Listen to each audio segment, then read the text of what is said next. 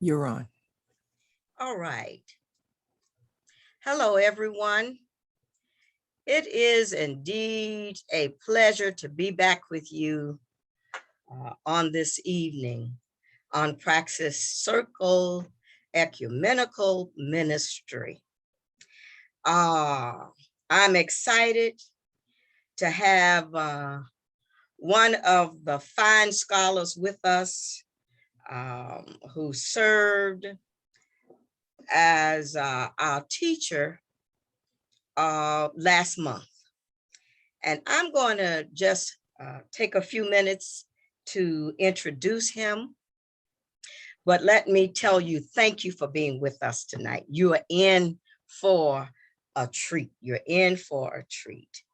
To all of our regular persons that come on and be with us, we came on Wednesday. Generally, we are on third Tuesdays, and we will go back to third Tuesdays during October. But I did not want to lose this fine presenter tonight, so we switched up to come on this particular night, Wednesday, which is generally Bible study night in the Christian Methodist Episcopal Church. So with that being said, I don't want to take up too much more time talking. I want to introduce to you one of the finest scholars that I have newly met. So let me just share something about him. He is Dr. Harold Dean Truelear, is an ordained American Baptist minister and serves as Associate Professor of Applied Theology at Howard University. He is Director of Healing Community Prison Ministry and Prisoners Reentry Project of the Philadelphia Leadership Foundation, designed by the Annie E. Casey Foundation. The Healing Community Prison Ministry is in partnership with such organizations as Progressive National Baptist Convention, the General Board of Church and Society of the United Methodist Church, and the D Free Ministry is implemented in more than 25 sites. Dr. Truelear is on the pastoral staff of Praise and Glory Tabernacle in Southwest Philadelphia and serves as a fellow at the Center of Public Justice in Washington, D.C. He has taught religion, public policy, and community studies in several institutions, including Yale University, the University of Southern California, Hartford Seminary, Eastern University, and Vanderbilt University. From 1998 to 2001, he served as Vice President of Faith-Based Initiatives at public-private venues. In Philadelphia, having come to public-private ventures from New York Theological Seminary, where he served 6 years as Dean for First Professional Studies. He is a graduate of Morehouse Brothers. He is a graduate there, a BA, and Drew University, PhD. Dr. Truelear has authored over 70 published monographs, articles, essays, sermons, and reviews, including African American Studies and Welfare Reform, Center for Public Justice, and Faith-Based Initiatives with High-Risk Youth, PPV. His writing on religion, culture, and political affairs have appeared in PBS Religion and Ethics News Weekly, the Center for Public Justice Capital Commentaries, Urban Faith.com, John J. College Criminal Justice, the Criminal Report, or rather the Crime Report, and PRISM, America, Alternative Evangelistic Voice. Ladies and gentlemen, one of the finest men that I have met that has a twist on theology and racialized, that's a key word, racialized policing in uncertain times. I now present to you somebody that you would like to know and keep in close contact with to evangelize your community. Please help me welcome Dr. Doc, as he's affectionately called, Truelear. How are you, Doc? I'm well, Elder. How are you? I am great, and I'm excited, and I'm nervous at the same time. I'm just confessing my true feelings on tonight, because truly you have been a blessing in my life, and I hope as you share with us on this evening that I will not be the only one feeling this way. Thank you for coming to us on tonight right after chapel. I know you burning up because I have checked out your sermons on YouTube. You are a powerful presenter. We give God praise, and we give God the glory for your experiences. Talk to us a bit about your healing community prison ministry. Well, thank you, Elder, for this privilege. The Healing Communities movement arose about 20 years ago when the Annie Casey Foundation, along with others, looked at the statistics on mass incarceration and sentencing, which indicated that there were a number of people who would be coming home from our state prisons and federal prison in the year 2006. And they asked all of us that were working there to partner with people in our own disciplines. I was a part of the Faith and Families portfolio, and so for me that meant find churches that were working on identifying ways that the faith community could be part of the reentry movement. We were estimating that 2/3 of a million people would return from state and federal prison in the year 2006. It was ground zero for people coming home from prison.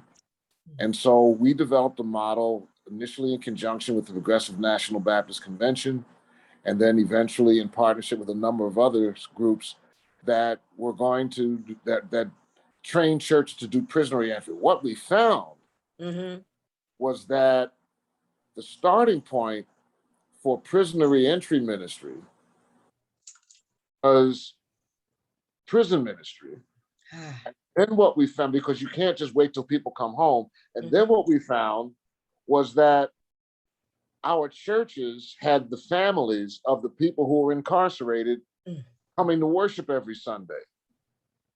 So instead of going to the prison to do prison ministry, we decided, and we felt led to go to our churches and say, who here has somebody in the system?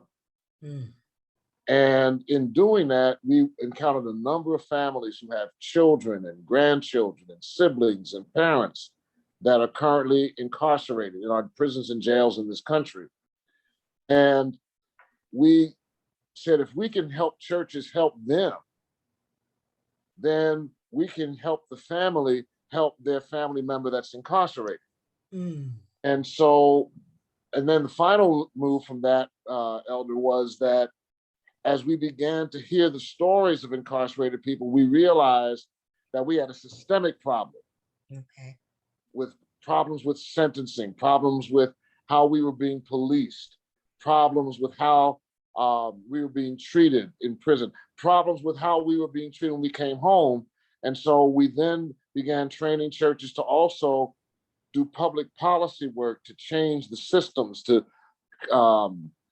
get more services for people coming home, to advocate for sentencing reform, to advocate for new kinds of sentences. And even now, we're trying to push the president to keep home the people who've been released from federal prisons because of COVID. Donald Trump let them out. Yes, he did.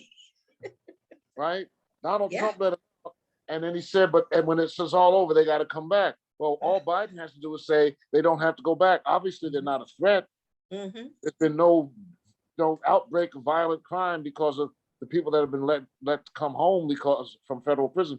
So at any rate, so it starts with the church, with the family. And let me say this. Okay.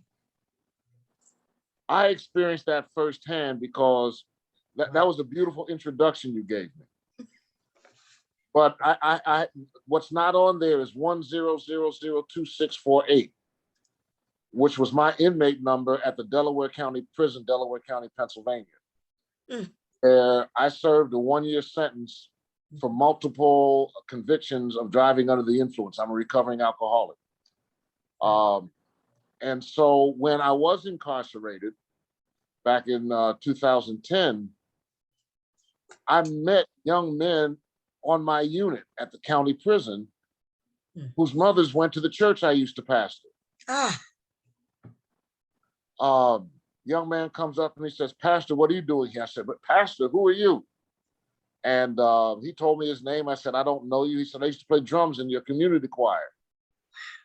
"I don't know you, son." He said, "Well, you know Miss So-and-so." I said, "Yeah, she was on my staff." He said, "That's my mom's." My Lord. And on my unit, Elder, there were 7 young men whose families I had pastored. And I've been going to churches now since that time, preaching and giving altar calls for families of the incarcerated. I challenge your pastors to do this at the appropriate time as the Spirit leads. I do altar calls for family of the incarcerated, and in the time we've been doing this, there has never been an empty altar. Black church, white church, urban church, rural church. The smallest number of people that ever came up was 9. My. And there were only 12 people in that church that Sunday. Wow. Wow. And one of the 3 that sat down should have got up. Okay. Because I knew personally that her son-in-law was in prison. Wow. And the largest number was at Bethel AME in Baltimore, where 400 people came to the altar. My God. My God. And Frank Reed was the pastor at the time. Bishop Frank Reed was. Oh, yeah. And he was amazed to see how many of the families that come to church week after week after week are being impacted by the criminal justice system. So what we're saying to the church, and this will be the last thing I say before you ask me another question. What we're saying to the church is that mass incarceration is not an issue out there. As long as the mothers of the incarcerated, the children of the incarcerated, the siblings of the incarcerated are coming to our churches every Sunday, whether it's live or via Zoom, then mass incarceration has come to us. Wow. Wow, this is very powerful to me. This is so for a pastor, what would be some of the early stages of developing a healing community as far as opening the doors to persons who are re-entering society from incarceration? What are some of the basic things that a pastor can do? Well, it starts with creating a culture of welcoming, right? And culture of welcoming starts when we put a face on who's coming, right? Yes. So it's one thing to say to a pastor, I think people coming back from prison should come to our church, right? But it's another thing if your organist says, "Pastor, my son's coming home, can we welcome him?" Gotcha. Or if one of my elders or stewards comes to me and says, Pastor, my daughter's coming home, can we support her, right? Mhm. So that putting a face on reentry, putting a face on the incarcerated person makes a difference. That's why I always give my number when I preach, because I want people to see what a formerly incarcerated person looks like. Mhm. They look like me because that's who I am, right? Yes. And my time in jail has changed the way I look at the world. Mhm. Mhm. So we want people to understand that we know that God is a forgiving God, but understand that many people who are coming home are our own people. Mhm. I spoke at a Methodist church, United Methodist Church in Philadelphia, Mhm. Temple, named after the church used to pass by Charles Albert Tindley, the great songwriter, who Yes. By and By and Storms of Life Are Raging, Stand By Me, Beams of Heaven, Charles Yes. Albert Tindley's old church, right? And I talked with their traditional prison ministry people because, they do have an outreach to the prison. There's nothing wrong with that, right? Okay. I Okay. talked with them, and one of the people said, well, I don't know if we have anybody from this church in prison. And the woman in charge said, wait a minute, my son is at Graterford. That's one of the reasons I do this, because I know what it's like to be the mother of a prisoner. And my son called me on Friday and I said, Ma, guess who's here? And he rounded off the names of 5 more people who were in our Sunday school that are up at Graterford with him. Wow. Wow. So the church is already in prison. Ah, now see, you're gonna make me shout. Go ahead. We're already in prison. Here's the scripture, Acts chapter 1, verse 8. Jesus said, you'll be witnesses unto me in Jerusalem, Yes. Judea, Samaria, and unto the other post parts of the earth. We look at the prison as the uttermost parts of the earth. But if your son's locked up, it's Jerusalem. Yeah. My Lord. You don't do outreach to your son. Pastoral care. What we need as a starting point is pastoral care for the mother who cries every week. And the psychologists call it disenfranchised grief. Yes. You've lost a son to the system. And just like you go through grief when you lose a loved one to death, when your son goes off to prison, when your daughter goes off to jail, there's a sense of loss, a sense of grieving. The difference is when a person dies, the church takes care of the family. Yes. We have rituals that let the family know that we care for you in your grief, right? Yes. So we have funerals, we have viewings, we have the repasts. Yes. Whereas when a mother loses her son to the system, if anything, we wonder what kind of mother is she to raise a boy like that. And even my mother, we're sitting in the courtroom and the judge is about to sentence me, and my mother, who at the time was in her 80s, was crying. And she was saying, son, what could I have done differently so you wouldn't have turned out an alcoholic? I said, Mom, whatever you did wrong, I should have corrected it by now, after all this time being out your house. But as a mother, she internalized the responsibility. And where does she go with that? Okay. Where did she go with that? The church we have to create space for mothers of incarcerated sons to say, my son's locked up and I need help.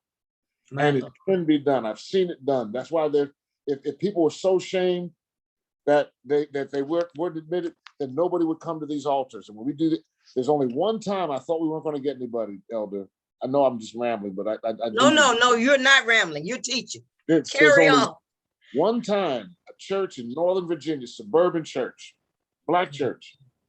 And I gave the altar call and nobody moved. And I said, okay, God, I guess this is the first one.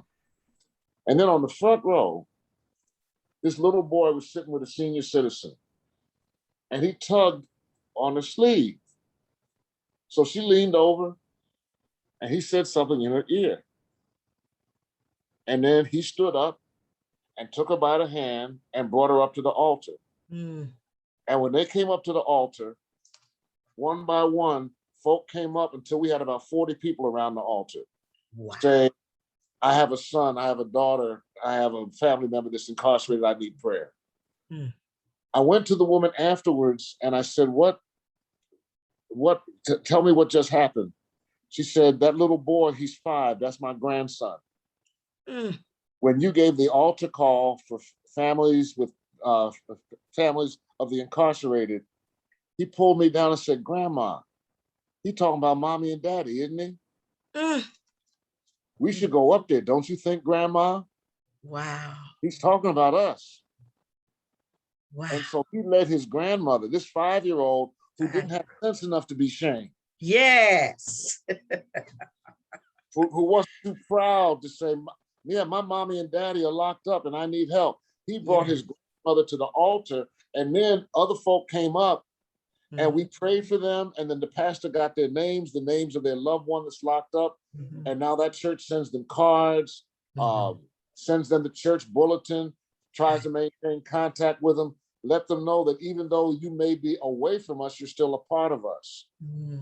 When I was locked up, there was a lady in my church who every Wednesday, when the mail call came, I had a letter from her with an outline of the pastor's sermon. Wow. Just to stay in touch. I knew what my pastor was preaching every Sunday when I was gone. And here's what we know about recidivism rates, Elder. The more in touch I am with positive folk on the outside while I'm gone, the better I do when I come home. Wow. Oh, that's deep. So if church is sending me letters, is sending me cards, first we work with in Philadelphia, Berean Baptist Church, they find out everybody's birthday.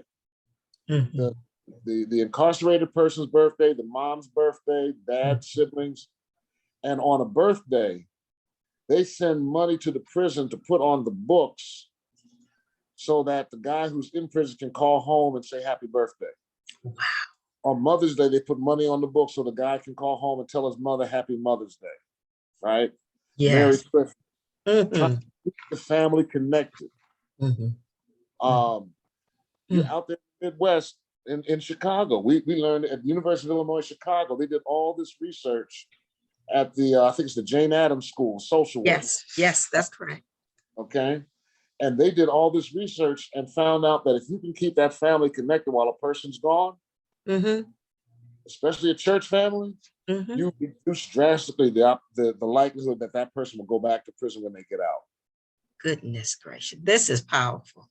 Well, it's the same we do with sick ministry. Absolutely. You know, I tell people it's all right to have a prison ministry, but you don't have a sick ministry. You just visit sick folk because they're part of you. You send them cards because you're part of you. Right? So why should the sick person get the whole church and the prisoner gets 3 volunteers from somebody else's church? Wow. Hold it right there, because what I hear you saying is that we must create a safe place, number one. Then we must do pastoral care for persons who are incarcerated.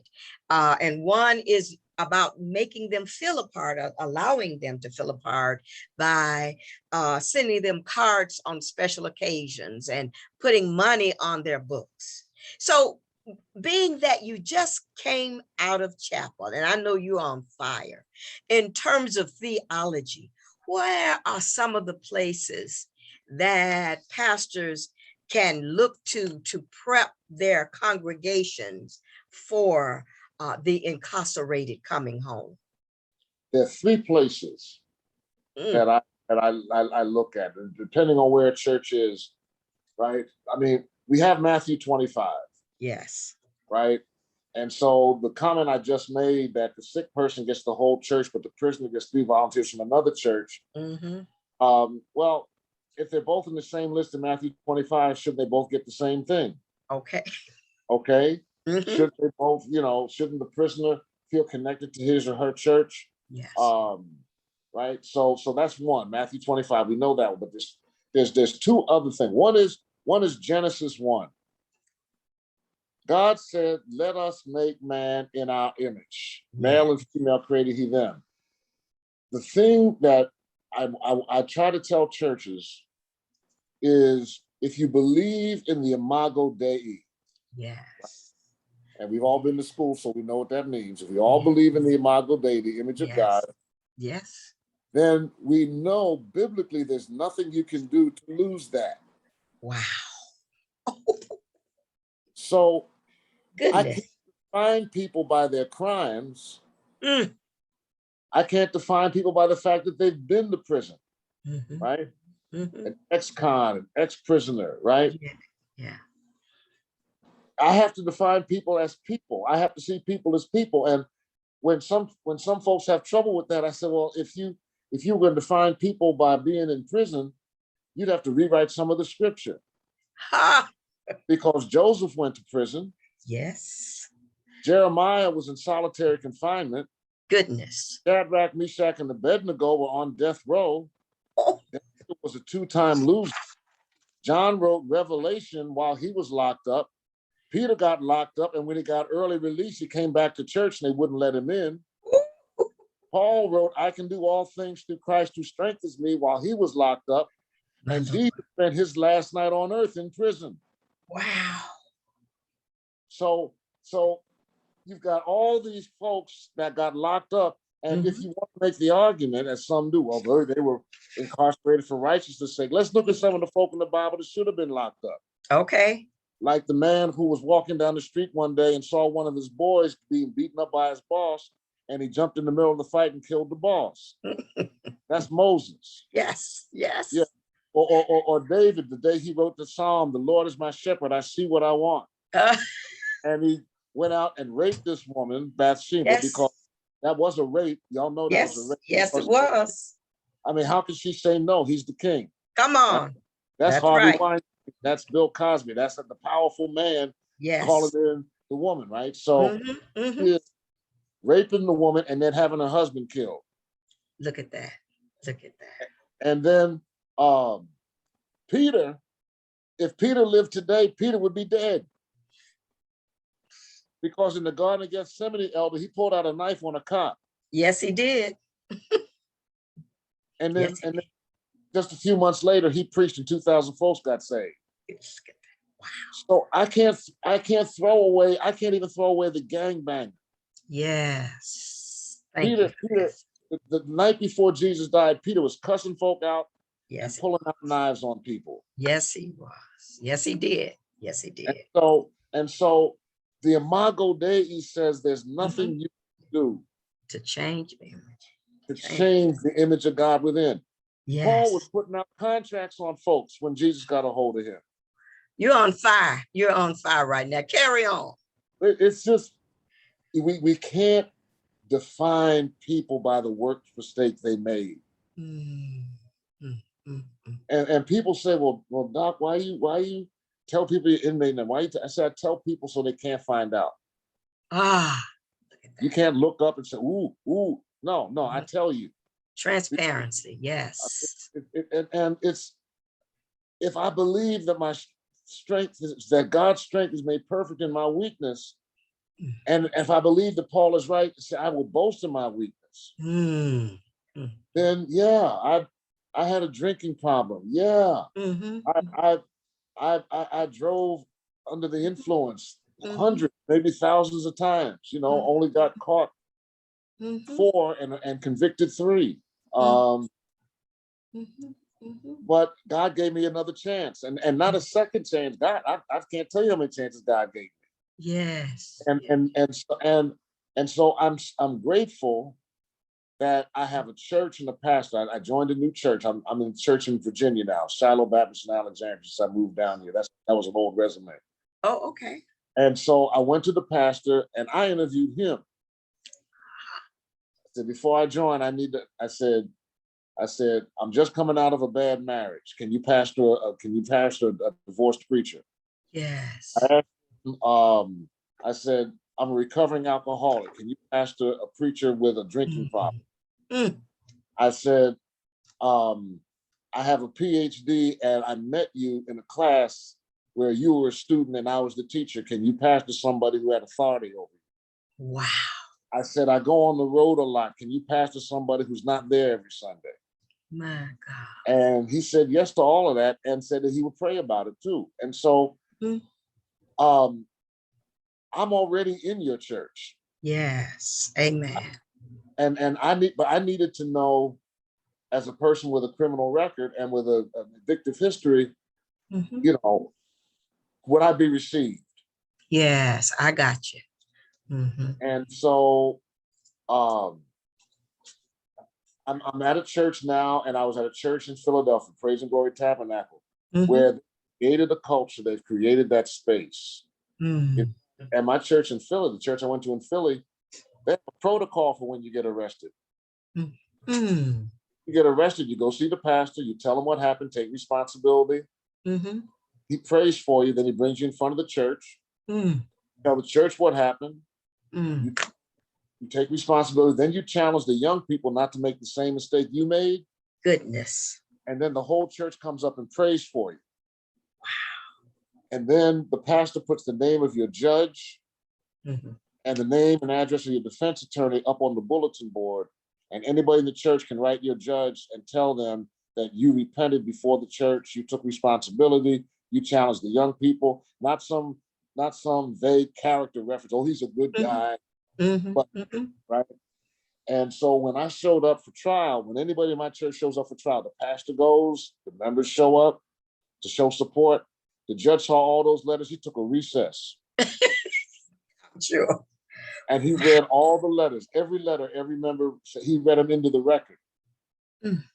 And he said, I'm going to put this man, because he had the option of putting me in state prison or county jail. He said, I'm going to put this man in the county jail so he'll be near a support system Wow. so they can come see him. Mhm. I'm going to make him eligible to come out during the school year on house arrest so he can keep his job and teach his classes. And when school is out, he stays in jail. When school is in, I'll let him out during the week to go teach, and he has to show back up for the weekend. And so I only spent, of the year that I was sentenced to, I only spent 160 days actually in the jail Mm. because 200 days I was out to go to school, to work in school. Mhm. But that's because my church was there. I got you. I see. Wow. See? And there was no shame in Mhm. getting up in front of them and telling them what happened, because we do that all the time. Mhm. There were 4 of us in court at the same time that I was in court. Another guy had a domestic charge. Mm. Kid Joshua, he had a gun charge. He was on parole. Mm. And, I remember he got up in front of the kids and he said, when I joined this church, y'all told me to let the Lord take care of me, but I wasn't sure. So I had to have some. I had my piece as a backup, and I got caught. He said, and so I want to tell all the young people: believe the old folk when they tell you the Lord will take care of you. You don't need a gun. Mm. Now I got to deal with the consequences. Well, what happened was when he went back, pastor went with him, head of the men's ministry, the ministry went with him, and they had the letters written for him, and the DA was trying to send him back for 20 years, and he only got 5. Mm. Because the judge said, this man has support. I got to send him back for the violation, Mhm. Mhm. but I'm only going to give him the minimum time that I can give. Wow. And 5 years for a gun charge. So he's out now. So Look at that. my point is that it's close to you, Pastor. Yes. We're not talking about outreach ministry. Mhm. Mhm. It's in the church. Mhm. I can't tell you how many, I mean, in the years we've been doing this, so many people come forward, and I could spend the rest of our time together telling you stories of folks coming to the altar, talking about how incarceration impacted their families, but one of them I will tell you because I think it's important for us to know as pastors. I was at a church in upstate New York, and there was a woman at the altar crying. I mean, doubled over, and she had 2 sons. She had been in prison. She was now home. She had 2 sons, one by her husband and one by a previous relationship, and both of them were in prison. Ah. So 2 boys, 2 different daddies, 2 different prisons. And she had talked to her husband the day before, and he was venting and yelling at her because she's the only person that talks to him. So he just lets out all his frustration on her. And she just been home 6 months. So And one woman came up. We have a training that we have in a handbook that goes with. I'll send you the link to it. We have a training we do with church. So we had done training to church. So there was one lady who had been to the training the day before. She came up and grabbed one arm, and I knew that she had been incarcerated and that her husband at that moment was incarcerated. She's rubbing her arm, baby, it's gonna be all right. I know what you're going through. My husband's down too. We're gonna get through this together.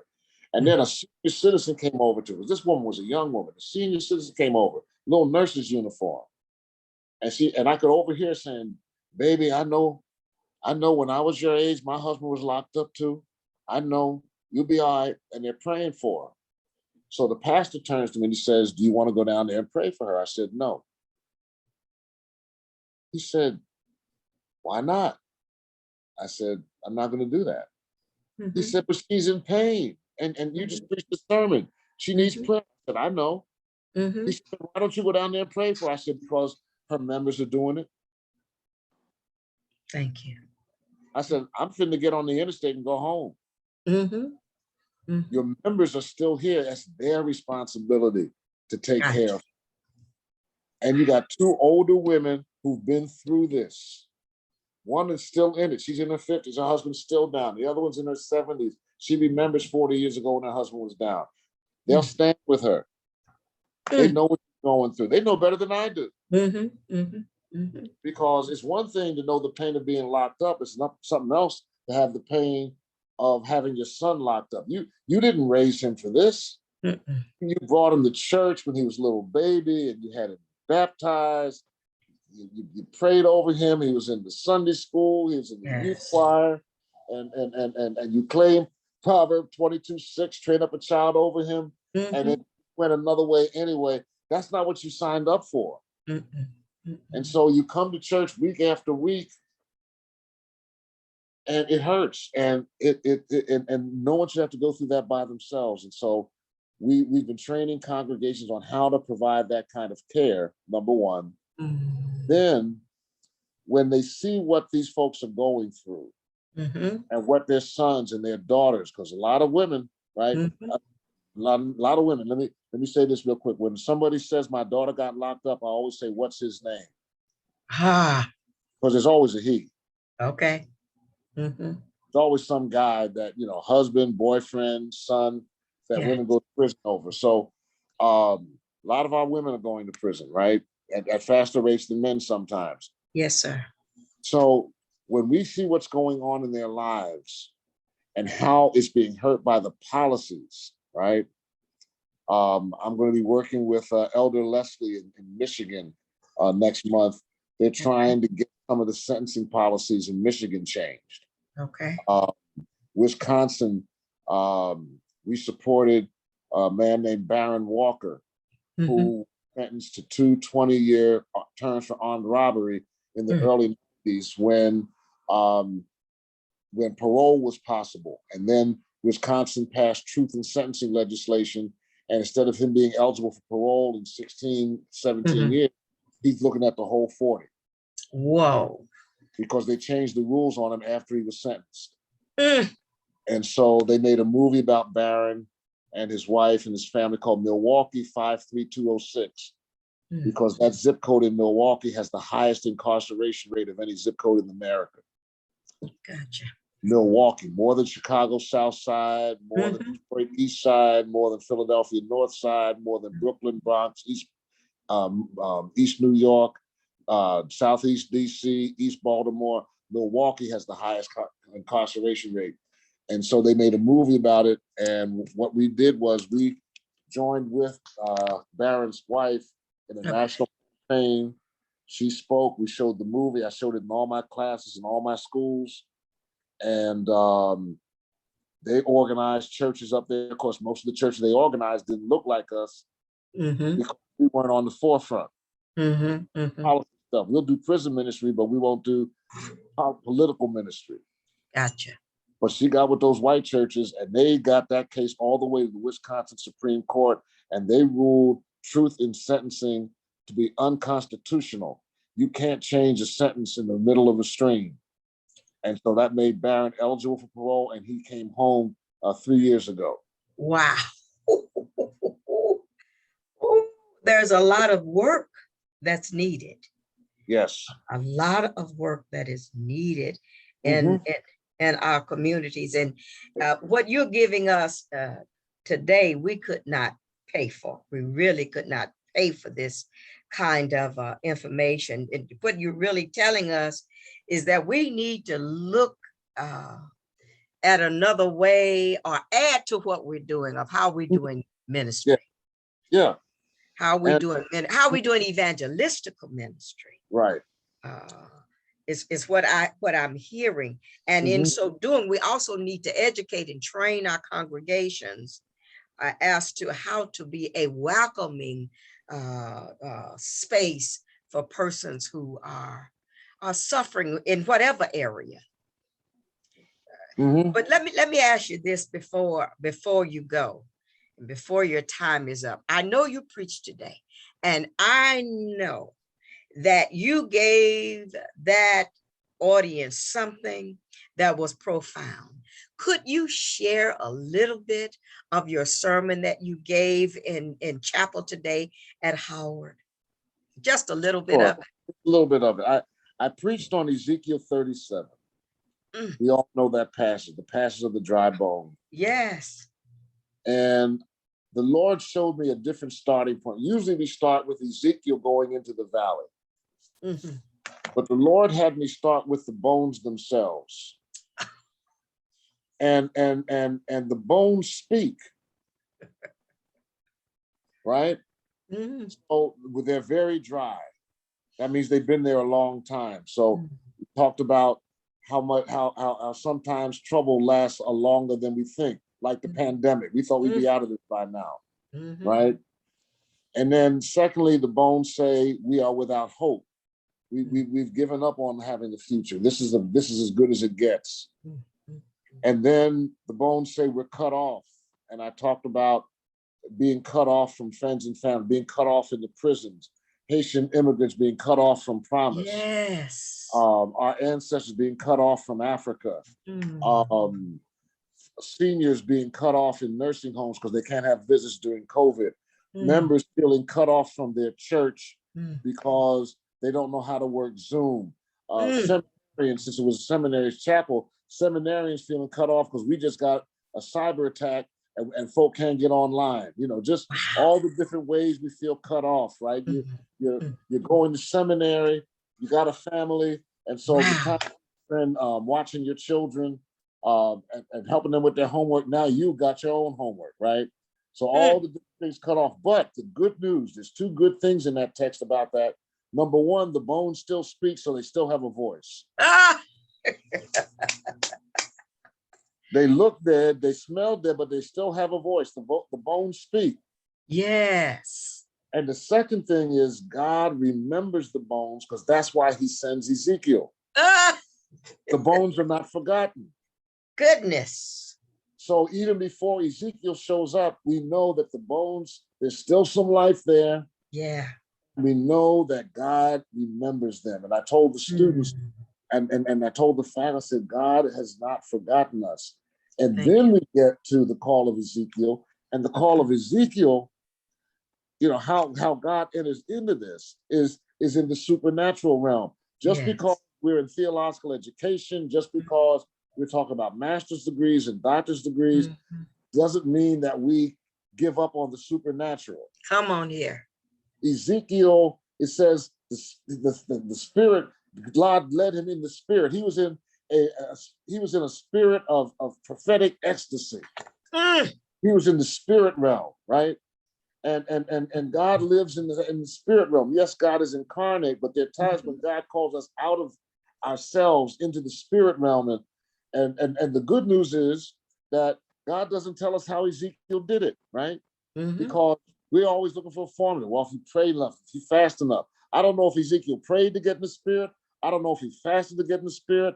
I don't know if he worshiped to get in the spirit. I don't know if he meditated. All I know is he was open enough to get in the spirit. And sometimes when you're closed, God will invade your space like Paul and pull you into the spirit realm. My God. Because God operates there. And once Ezekiel is ready to accept this vision, God asks him a question. And I'm almost done. Yes. Can these bones live? Yes.